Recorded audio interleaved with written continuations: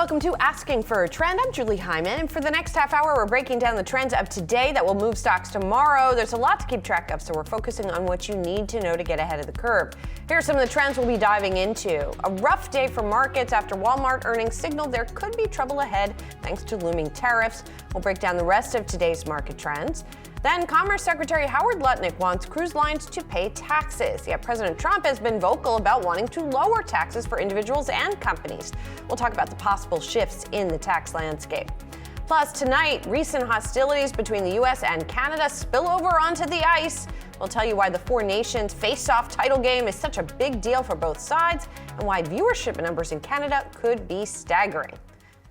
Well, the S&P 500 retreats from records as the Dow slides 450 points following Walmart's cautious outlook. Yahoo Finance's Josh Schafer joins us now with the trading day takeaways, and let's start with Walmart.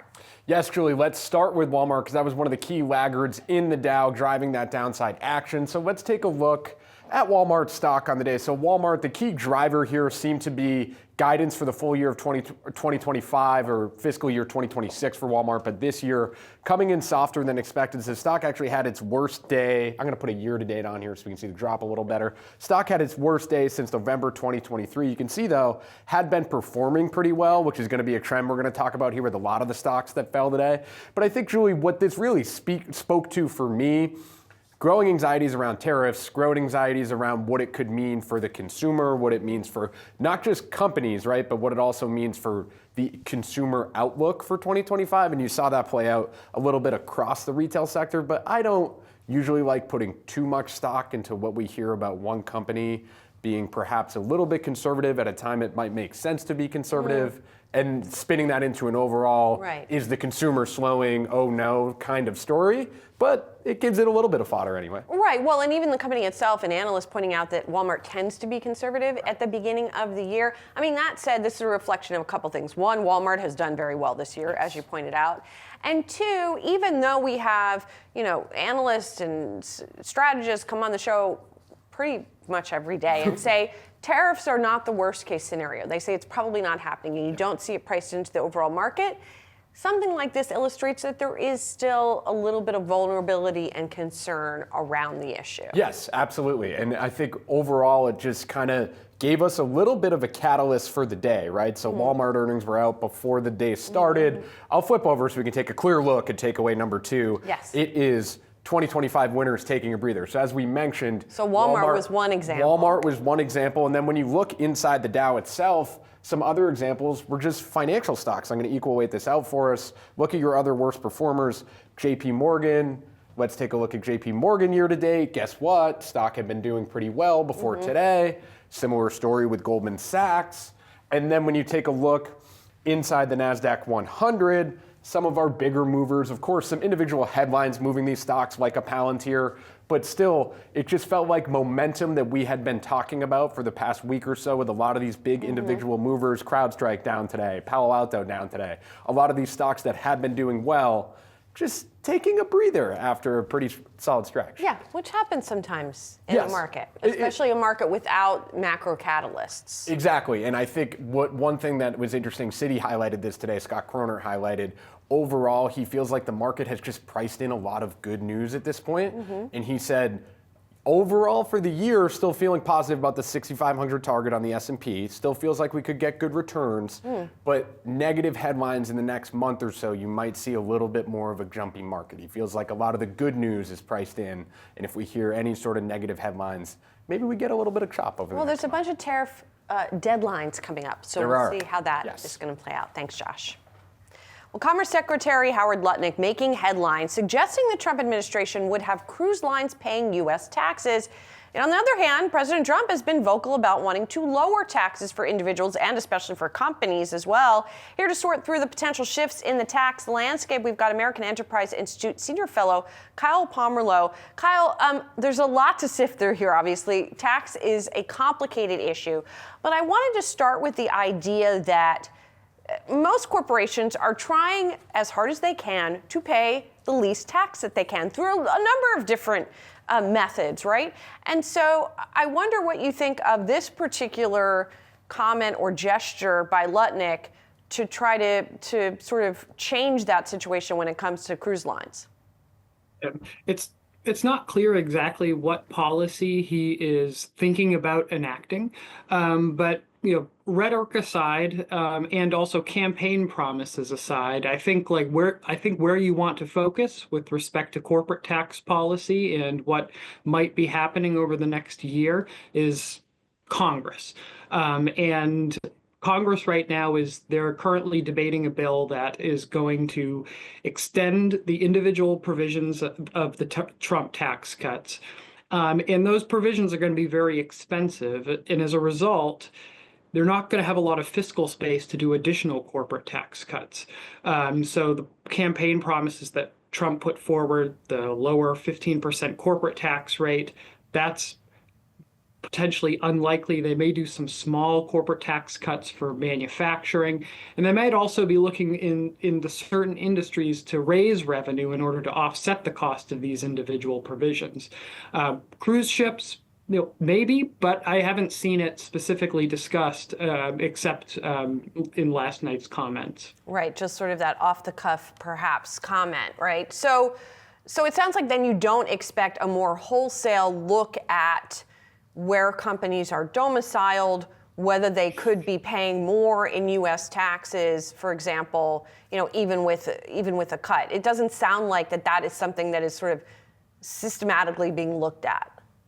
Yeah, tax reform, even when the politics are favorable, is still very difficult. It takes years to plan. Lots of decisions need to be made about how to reform the taxation of corporations. I mean, when they reformed taxes for multinational corporations in 2017, that was after nearly a decade of debate amongst Republicans and Democrats before that was passed. This time around, not the same debate happening. It's really more about extending the individual provisions and less about reforming any particular aspects of corporate tax policy. So I don't see any major changes to the structure of corporate taxes happening. So even if you just do the extension of the individual tax cuts, which is, as you said, is being discussed, there's also being discussed that you need something perhaps on the other side of the ledger, right? You need to bring in revenue, you need to offset it. And there's a lot of questions about how that could happen, especially if, as many of the market participants we speak to assume, that the tariff discussions are mostly a negotiating tactic. So if you're not getting revenue that way, and the tax cuts extension is going to cost you, where do you get that revenue from? Yeah, and even if the tariffs do happen, there are budgetary rules that limit lawmakers' ability to use that as an offset. So they're going to have to look at the tax code in order to offset the cost, the potential $4.8 trillion cost of extending the individual provisions. Now, there are some business tax provisions that they may be considering. One provision would limit the ability of corporations to deduct their state and local taxes paid against their federal taxable income. Another provision that might be looked at is raising the new excise tax on stock buybacks that was introduced by under the Biden administration. Those are ideas that are floating around now. Those are not necessarily large revenue raisers, so lawmakers are still going to be producing a lot of red ink. They've also looked at reductions in spending, but so far what I'm seeing are not very significant or aggressive reductions in spending that could get them to a bill that doesn't increase the deficit. So ultimately, we're going to be looking at more debt and more borrowing, not less of it. Well, and then, Kyle, before we even start talking about tax changes, there's the work of DOGE, right? And the Wall Street Journal now reporting that we're talking about 6,000 people begun to be laid off from the Internal Revenue Service. What is that going to mean for tax collection in the short term? Yeah, generally the DOGE project is, I think, going to be not very effective in reducing federal spending. I think they're going to be reducing spending, but we're going to be counting that in the billions of dollars, not trillions of dollars. So you really can't count on that. But the specific changes to the IRS, they're going to be saving a little bit of money on employee salaries, but on net, that's actually going to cost the federal government, because if they're laying off workers that are in charge of auditing companies or auditing taxpayers that might not be paying taxes or might be underreporting their income. We're not going to get that revenue. And most analyses find that that sort of spending on auditors, actually raises revenue net of any spending on these workers' wages. Well, we'll see if they end up trying to hire some of those people back like they've been doing in other areas of the government then when they realize that, maybe. Kyle, thank you very much. Appreciate your time. Thank you. Stick around. More Asking for a Trend on the other side. Thanks to President Trump's tariff threats, the United States and Canada have not been on the best terms lately. Tonight, that hostility will extend to the ice when the U.S. hosts Canada in the inaugural Four Nations Faceoff title game. The U.S. won the previous match up on Saturday 3-1. Joining us now, Joe Pompliano, Yahoo Finance Sports Report host. Joe, why is this such a huge deal that this is happening, and what kind of vibes are we going to see out there on the ice? Yeah, thanks for having me, Julie. I think it's going to be a fantastic game. Part of the alert of this tournament here is that, one, the NHL is using it in place of their All-Star game, which is usually not a great game because if it's like the NBA All-Star game or the NFL Pro Bowl, the players don't usually take it that seriously. So this is a heightened level of competition. But I think it's that way because not only are you playing for your country, but NHL players haven't participated in international competitions at the Olympics over the last 2 cycles. So that's nearly a decade at this point where they all haven't been representing their country on the biggest stage. So if you look at the last matchup between Canada and the U.S. on Saturday night this past weekend, we had over 10.1 million viewers in North America alone, a little bit more in Canada than the U.S. But this game, I think, should rival that number, if not higher. Well, and this is the first year that the NHL has tried this. So judging by some of those numbers you were just talking about, judging by the response, safe to say it's gone above and beyond the league's expectations? Yeah, the commissioner, Gary Bettman, was doing his TV media tour today, kind of taking congratulations from everyone because the numbers have blown everyone out of the water. I mean, if you think about the NBA specifically with their All-Star game, this game was taking place the same night as the skills competition or the dunk contest for the NBA, and it completely overshadowed it on social media. So this was a huge win for the NHL. And look, that game was on ABC, whereas this game's on ESPN. So there's a little bit of difference between broadcast television and cable television when it comes to reach. But if we put up anywhere close to a 10 to 12 to 14 million number again, that's going to be a huge win for the NHL, but also ESPN. I'm curious, do you feel like that the politics aspect of it has sort of increased the visibility of the game, or do you think people were pretty pumped about it already and we're going to tune in? No, I think so. I mean, part of it was Canada booed the U.S. national anthem when it came on Saturday night. Would they have done that without some of the stuff that's going on politically? Probably not, is my guess, but we'll never know. I did see a funny joke online afterwards, though. They said the final score was 3-1 in the game, but it was actually 3.25 to 1 once you had the tariff, which I thought was pretty good. Oh, dear. All right. Let's switch gears here and talk about football a little bit and the business of football. According to a new report, the San Francisco 49ers, they're considering selling a 10% minority stake in the team at a valuation for the overall team of $9 billion. So the Miami Dolphins, the Buffalo Bills, they've already struck deals with investment firms. Why are all of these deals happening? Why are they so attractive for both sides? Yeah, so this is a new phenomenon in the NFL. I mean, it's happened in other sports leagues over the last few years. The NFL was actually the last major U.S. professional sports league to approve private equity firms to take minority stakes. But it's been a long time coming. These ownership groups have been looking for liquidity on smaller stakes for a few reasons, but primarily because it enables them to maintain control of the team while taking some money off the table. Now, typically the way these deals would work from a minority standpoint is you would have to go find an individual who's willing to pay $500 million or $1 billion for 10% of the team. And they would get a 20 to 30% discount usually because it doesn't come with any control. All you really get is season tickets. You don't get to make any decisions. Whereas a private equity firm is a little bit less price sensitive. They don't care about that stuff. So they're willing to pay the full share of what that is worth. Call it, $500 million, $1 billion, potentially more, depending on how much those private equity firms are buying. So this is a great situation for not only the private equity firms and the endowments that are able to buy into the teams. It's a good place for them to park cash that historically has outperformed the stock market, but it's also great for the teams because they're able to take some money off the table, and the league because it's going to keep valuations going higher. Win, win, win. All right, Joe, thanks. Good to see you. Thank you. And be sure to scan the QR code below so you can stay up to date with the latest episodes of the Yahoo Finance Sports Report. It drops every Thursday at 5 p.m. Eastern. Here's a look at the newest episode. In order for expansion to work, you need 3 things. First, the market.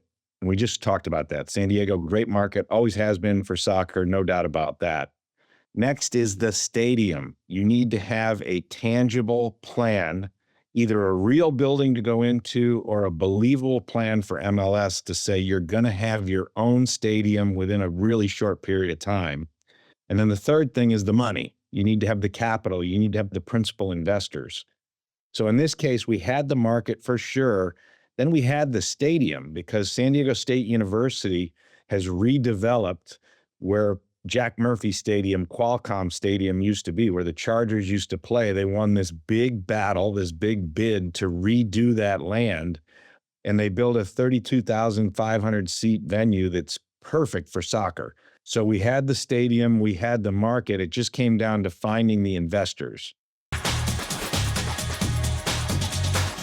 For our chart of the day, we're taking a deeper look at inflation expectations over the next 5 years.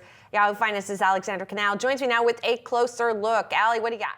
Hey, Julie. Yeah, so this is the 5-year break-even inflation rate, which is a measure of expected inflation derived from Treasury spreads. So essentially, it is the difference between the yield of a nominal bond and an inflation-linked bond of that same maturity. And it's often an indicator when it comes to where inflation could be heading over the long term. And we're seeing the rate at just around 2.6%. That means the bond market expects inflation to average around that level over the next 5 years. But what's notable here is that 2.6, that's the highest level, and we have not seen that since back into fall of 2022. So that's something to keep in mind as we see expectations steadily on the rise. And to that point, on Wednesday, the Fed released its meeting minutes from January, which showed officials see upside risks to inflation. They cited the possible side effects of potential changes in trade and immigration policy. And then earlier today, we heard from the chief economist at ADP, Neela Richardson, who said the labor market could also be a source of inflationary pressures. Take a look at what she had to say. What economists are always the most worried about when it comes to the labor market and inflation is that wages would spiral out of control and trigger inflation. We're not seeing that yet. We haven't seen it, actually. Wages have fallen a lot in terms of growth from the peak pandemic growth rates that they had coming out of it, but they're still elevated. And so in my view, it's why inflation hasn't gone back to more comfortable levels quite yet. So all things are good right now, but the labor market is always a really important area of the economy to keep an eye on. Since any weakening there or spiral to the upside in wages, like Neela alluded to, that could be a big problem for the Federal Reserve. Julie? Indeed, it could, and we know they're watching it closely. Thanks, Allie. Let's take a look at what's trending after hours. Shares of Booking Holdings rising as fourth quarter revenue beats estimates. Gross bookings for the quarter also topped Wall Street's expectations. Booking Holdings highlighting a 10% increase to its quarterly cash dividend per share as well. And check out shares of MercadoLibre jumping after hours on fourth quarter results. The company is the most valuable in Latin America, and it posted record net income of $639 million, blowing past analysts' expectations. Revenue also beat Wall Street estimates. And I'll be speaking with MercadoLibre CFO Martin de los Santos. That's tomorrow at 4:15 p.m. Eastern. Finally, shares of Celsius Holdings jumping following its latest earnings report that saw international revenue grow 39% year over year. Total revenue in the fourth quarter for the beverage company came in well above analyst expectations. And it also announced that it's entered into a definitive agreement to acquire competitor Alani Nutrition for $1.8 billion in cash, in a cash stock deal. Those shares up by 30%. That's a wrap on today's Asking for a Trend. Be sure to come back tomorrow at 4:30 p.m. Eastern for all the latest market-moving stories affecting your wallet. Have a great night.